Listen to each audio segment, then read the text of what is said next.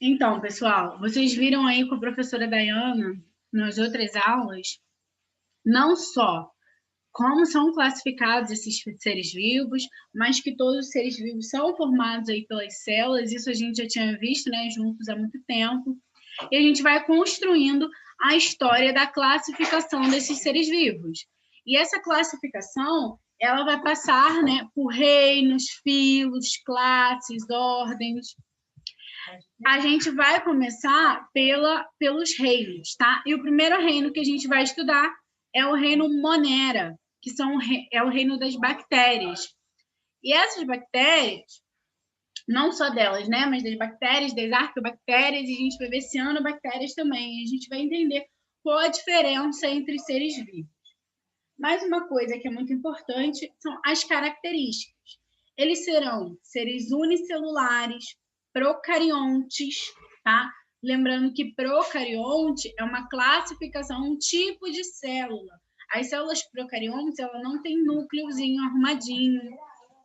O DNA, ele é disperso no citoplasma, material genético, tá bem? Elas não vão ter algumas outras características, como as organelas celulares, que a gente já viu também, que outras células irão ter. Então, elas são mais células chamadas de mais primitivas. São as células procariontes. Esses seres, eles podem viver parasitários ou de vida livre. Parasitários é quando eles vão estar infectando um outro organismo, retirando dele recursos, tá bem? E de vida livre, vão viver soltos no ambiente. Algum desses de vida livre, a gente vai observar aqui dentro da nossa aula. Eles podem ser autotróficos ou heterotróficos, lembrando que essa classificação vai determinar a forma de alimentação desses seres. Autotróficos, eles vão produzir o próprio alimento, sendo fotossintetizantes ou quimiosintetizantes, então eles vão fazer o próprio alimento, eles não vão retirar recursos nutrientes do ambiente, tá? Os nutrientes já prontos. Esses são os autotróficos. Os heterotróficos, eles vão retirar os nutrientes do ambiente. E, quanto à respiração, eles ainda podem ser aeróbios ou anaeróbios. Os aeróbios, eles vão respirar, né, oxigênio. Os anaeróbios, eles não podem ter contato com o oxigênio. Mas a gente vai ver melhor daqui a pouco isso. Alguma dúvida? Alguém tem alguma dúvida? Não. Não? Tá bem, ótimo. Mas continuando, então. Isso aqui. Tá. O primeiro grupo que a gente vai ver serão as arqueobactérias. As arqueobactérias, turma... Eita, passou demais. As arqueobactérias, elas vão ser organismos chamados mais primitivos, né? Eles são mais parecidos com os primeiros organismos que habitavam a Terra. Nessa imagem, a gente vê várias colorações diferentes, principalmente essa coloração alaranjada que a gente tem presente aí nessa fonte de água. Isso daí são acúmulos das arqueobactérias. Então, o que ocorre? Essas arqueobactérias, elas vão ser um pouquinho mais, né, primitivas do que os outros seres que a gente vai ver aqui no decorrer da aula. E eles vão sobreviver em locais de condições extremas. Então, são as consideradas, né, vocês já vão ouvir esse nome chamado de extremófilas, tá bem? Porque locais muito quentes, com muito sal, né, com muitos gases tóxicos, e elas podem ser separadas em metanogênicas, halófitas e termoacidófilas. As primeiras, elas vão sobreviver em locais inóspitos, com grande quantidade de gases, que podem ser prejudiciais para outros organismos, mas elas conseguem sobreviver nesse local.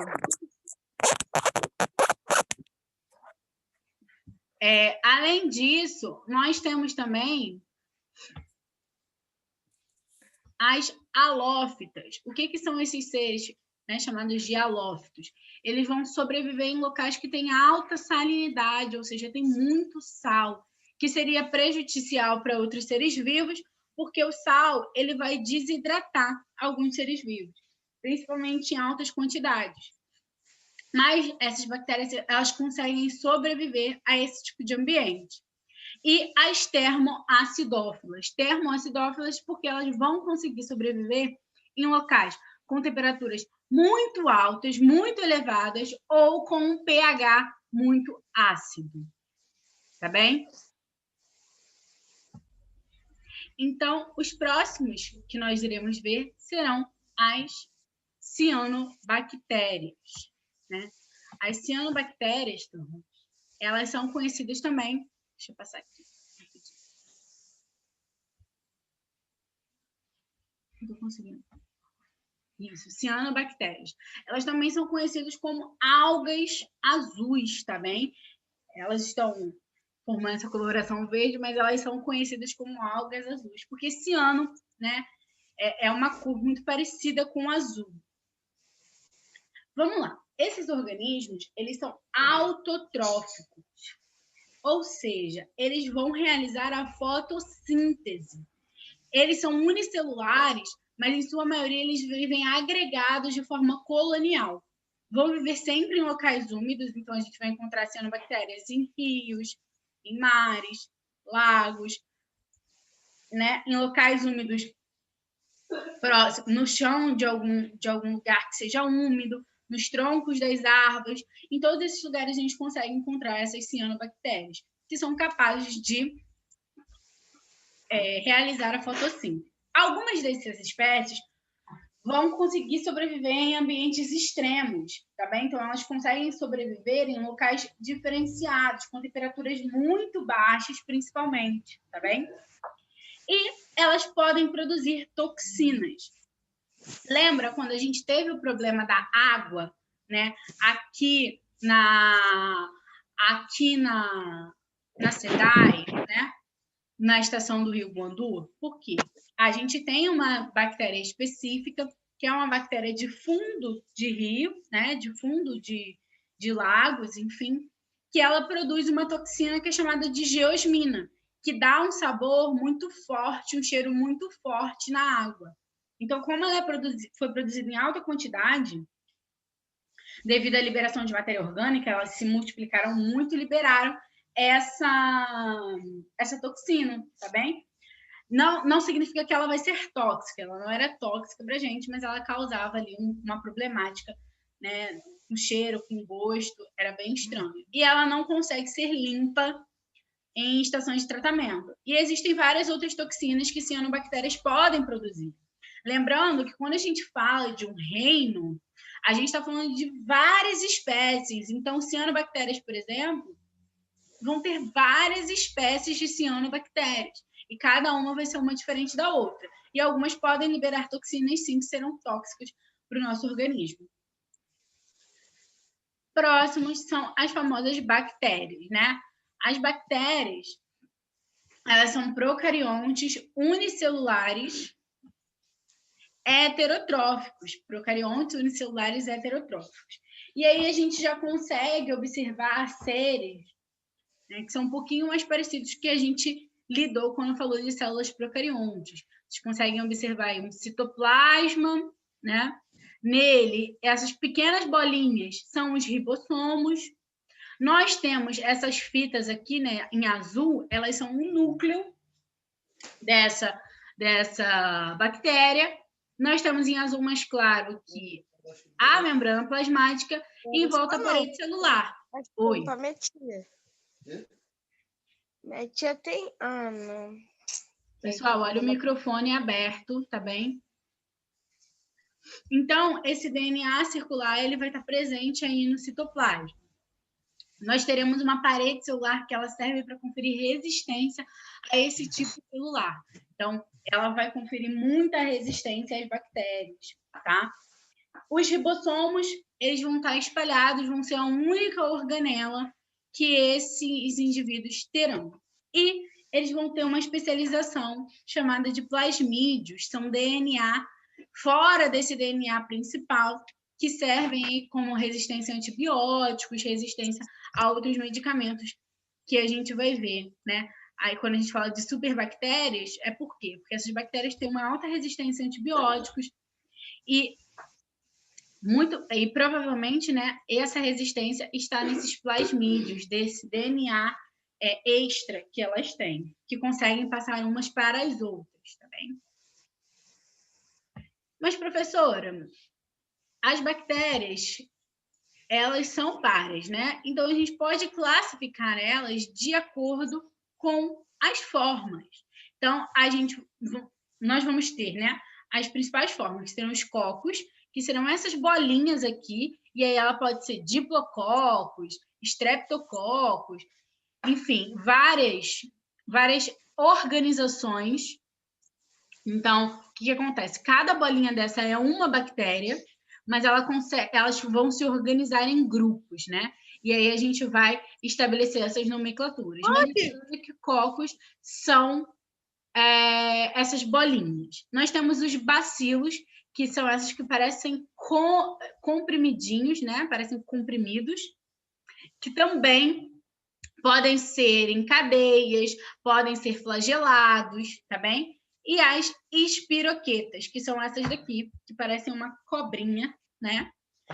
Essas são as principais classificações. E aí nós temos os cocos, os bacilos e outros, né? A gente tem as espiroquetas, os espiros e os vibriões, que são essas que parecem uma vírgula. Então, só para vocês saberem que existem uma diversidade muito grande de tipos de bactérias, formato dessas bactérias. Então, retornando, né, nós temos essas formas aí das bactérias que a gente consegue observar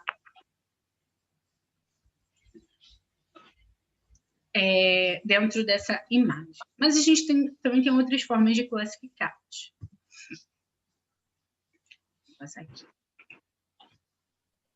Nossa Senhora.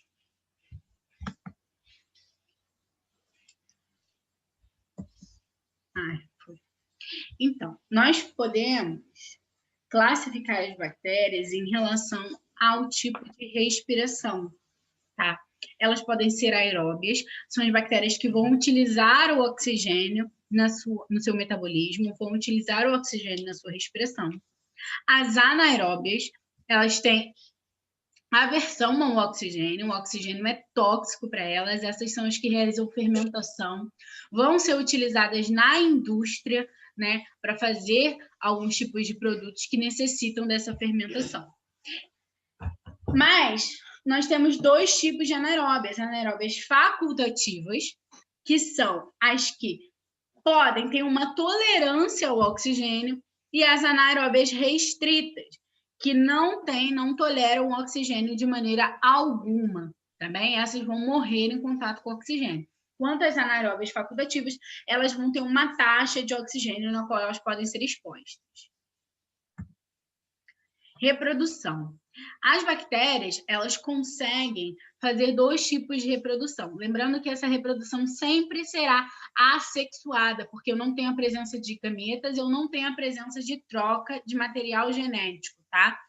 Eu posso ter a passagem de alguns plasmídios, que são aquele material extra, de uma bactéria para outra, mas eu não vou ter uma troca de material genético nuclear, tá bem?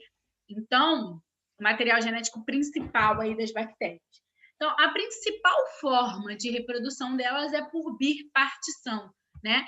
Uma célula única, ela vai se alongar e dividir, tá? Então, a gente tem aí primeiro, né, a replicação, duplicação desse material genético, depois a gente tem a separação dessa parede celular e separação da célula, formando de uma célula mãe, duas células filhas, tá bem? Esse é o processo de bipartição. Mas nós também podemos ter algumas trocas de material genético, que não são material principal, serão esses plasmídios, né? Que é chamado de conjugação, que é quando uma célula vai fazer contato com a outra, pode ser, né, por os dois citoplasmas irão entrar em contato e vão passar alguns desses materiais genéticos de uma célula para outra. É assim, principalmente, que elas ficam resistentes a alguns tipos de antibiótico, a alguns tipos de esterilizadores, né? Porque uma adquire uma mutação e uma mudança no seu material genético, forma um plasmídio e aí passa para outras bactérias, tá bem? A importância das bactérias no geral, né? Seja na indústria, seja enfim, várias outras coisas. As bactérias, elas vão estar sendo muito importantes. Primeiro, né? Vou começar daqui de baixo, em simbiose com seres vivos. As bactérias, por exemplo, vivem na nossa mucosa oral, no nosso intestino.